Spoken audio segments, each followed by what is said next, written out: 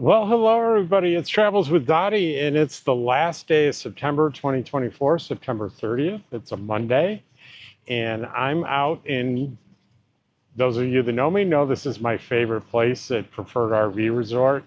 This is the little garden with a pond, a koi pond, and the little um, wagon wheel there. I love the atmosphere in here. And I wish I could tell you, and I have a plan of what I'm going to talk about in this video, and I don't, except for one thing. I'm going to talk a little bit about the unexpected weather. I plan my moves based on the weather, and I stayed in New Mexico, and I saw the forecast. We were going to start being in the 80s in Pahrump, so I left, and it was great until it wasn't. It's been for a week now, it's been over 100, and we expect it to be in the hundreds for almost another full week. And it's going to be 10 days before it's back in the 80s.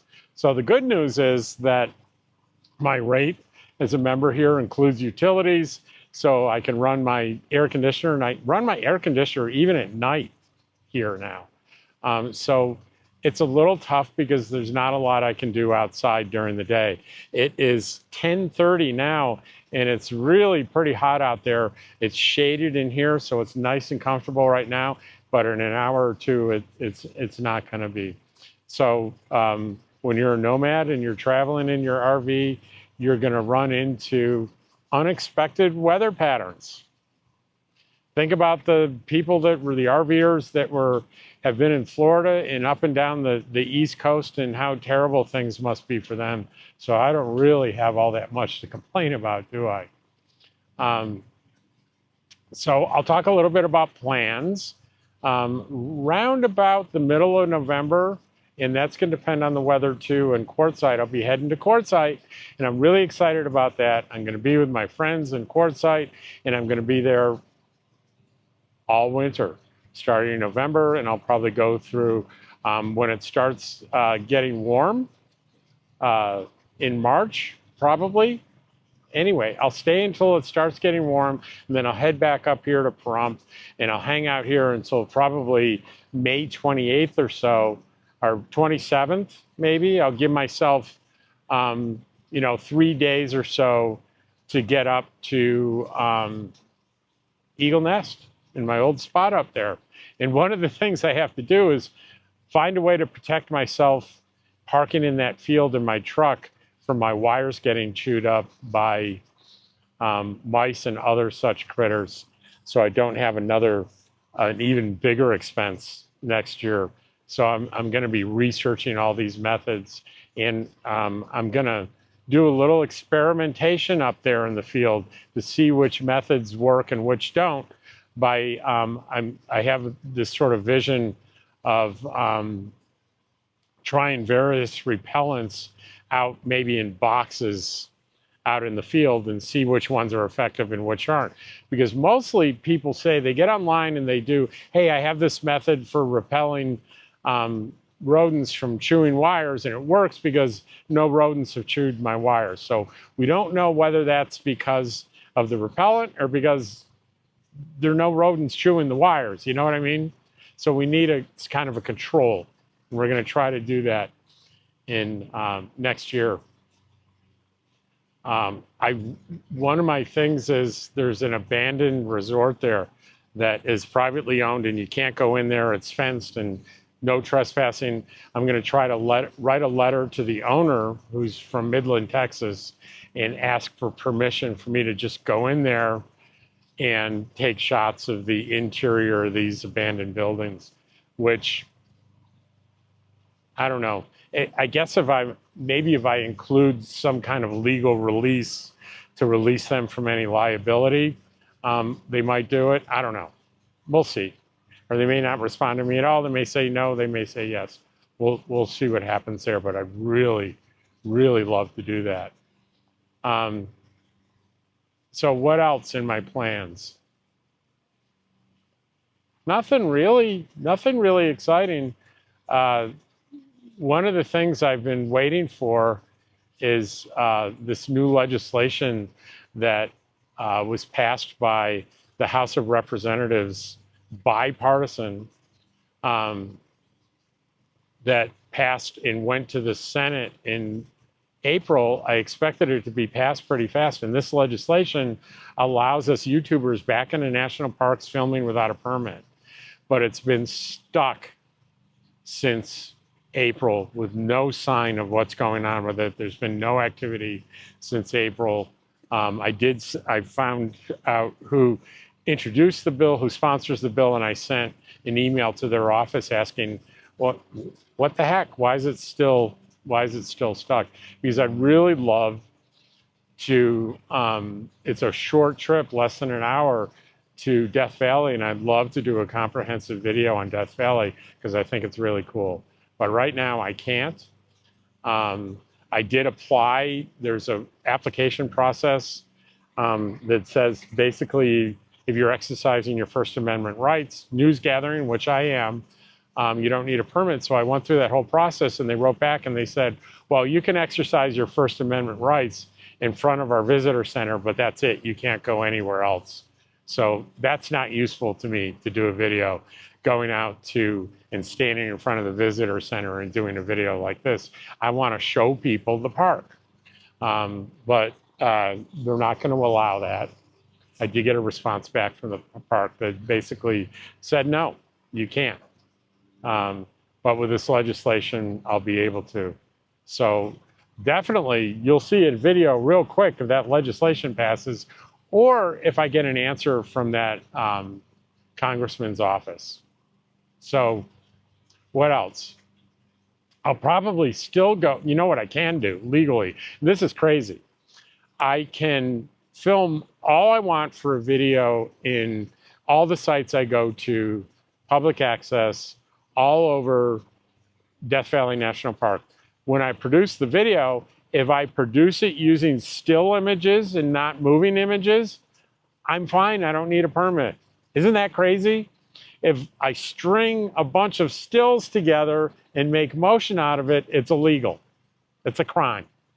But if I use this camera and I just take I capture still images and I put it in a video that just has still images, I'm okay. Makes no sense. And the video part would be me being back here talking like this and showing the images. Doesn't make any logical sense, does it? But it's the law, it's the federal government, and often neither one of those things make a lot of sense. Dottie still has to go to the vets to get, it's time to update this month. It's time to update in October her rabies, which is done every 3 years. We'll get her weight again, and I think the vet's going to be pleased that I have her down to a healthy weight. And we'll have her heart murmur checked again. We need to check to see if that's staying the same, getting worse, or getting better. And just a physical exam. One of the things I'm going to tell her about, though, is Dottie's not as quick to like jump up on my lap anymore. And so I want her to check Dottie's joints and stuff and see if, you know, she's 9, maybe she's having a little arthritis, in which case maybe she'll prescribe something like Rimadyl to give her a little pain. If she's any swelling or pain in the joints, that the Rimadyl is a great drug. I've used it on prior pets, and it's dogs, and it's been pretty effective. And I want her to be as healthy and as happy and as pain-free as possible. But I don't have the expertise to be able to tell joints, but my vet does. So we'll probably make that appointment today. We'll get on the phone and make an appointment for her. What else? I had probably my most successful video. It's looking like, other than that crazy viral RV accident video, but this is my first deliberately produced video on RV life that has done as well as it's doing so far. It's called Avoid Getting Your LTVA Permit Removed in Quartzsite. And right now, in less than 24 hours, I've had 3,100 views. And that's, that's not a record, but it's a record for the amount of time. We'll see how far this goes. I did have last year, I had the RV store and RV Lifestyles, and I did a video on them, and that got like 7,900 views. So a lot more, but it took more time. But this one has been really fast and really popular about the rules in the LTVA, and people really seem to appreciate it. I've gotten 212 likes on that video and 28 comments. So that almost 10% of the views are likes, which for average for me, that's a little low. I usually get 20%, but on videos with a lot of views like that, it's really pretty rare to get anywhere near 10%. It's usually the average is 2 to 3% on YouTube. So I'm pretty happy about that. So if you want to see that video, I will, I'll put it as one of the options at the end of this video so you can click on it. The other one that's being pretty reliable, it's number 2 to that today, is come with me to Walmart. People like going grocery shopping with me, and I like bringing people with me grocery shopping. It doesn't sound like, it doesn't feel like the solitary, alone activity that it could be in my life. I strap this camera around my neck, and I walk through, and some people think I'm a little crazy because they see me talking to myself, but I'm really talking to you when I do it. You come with me, and I don't know what people like about it, but I'll tell you where I got the idea from. One of my favorite channels is German in Venice, which is a German immigrant who's, I think he's a citizen by now, and he lives in Venice, California, and he does videos, and he visits. He's from Germany, and he went to Germany last year, and he just did he couldn't figure out what to do a video of, so he said, I'm just going to do videos of what I do, and he did a grocery store video, and I loved it. And he was remarking, people really seem to like when I go grocery shopping, they like it. I don't know why, they just do. And I found out on my channel, it's exactly the same thing. People like doing it. I like people watching. It's a lot of fun. And so I've already done one. There's 3 grocery stores here in Pahrump. There's Smith's, which I did a video on a couple of weeks ago. There's Walmart, I did yesterday. And then the next one I'll do is the Albertsons. So also this week, I'm going to be going to Las Vegas to see a hockey game. To see a hockey game?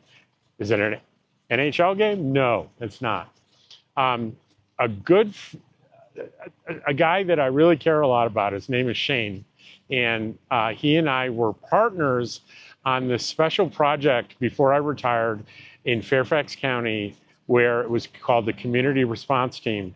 And he was a paramedic, I was a mental health guy. We were partners, and we would get referrals to people that were frequent users of the 911 system. And we'd go out there together and come up with creative ways to help them, because they're having to call 911 so much for help. We would find alternative ways where they can help themselves other than calling 911, and things that don't tax the 911 system and make things more comfortable for them. So there were people called for medical problems, for mental health problems. So we would try to solve those problems for them. And we had a blast, let me tell you, working together. And tomorrow, he's retiring off that team. He's staying with the fire department in Fairfax County, but he's not doing the community response training. He's been doing it for 4 years, longer than anyone that has ever, including myself, done it. And he's going back to the fire department, back to responding out of a station. But he's also a hockey player, and he's coming to Las Vegas on Thursday, and I'm going to go watch him play in the hockey game, and we're going to go out, get a bite to eat together, and catch up. So there'll be a lot of video on that trip because it's special to me. So that'll be probably delivered to you Friday or Saturday. Anyway, that is today's video. No, it wasn't very exciting, but you gotta love the background. You gotta love the scene behind me. There are people that watch this and say, that looks like some kind of VR thing behind you. I assure you, it's not. It's real. And I really so much appreciate you watching these videos, especially those of you that are watching now, meaning you watched the end. Thank you so much. I appreciate it. And I'll see you tomorrow.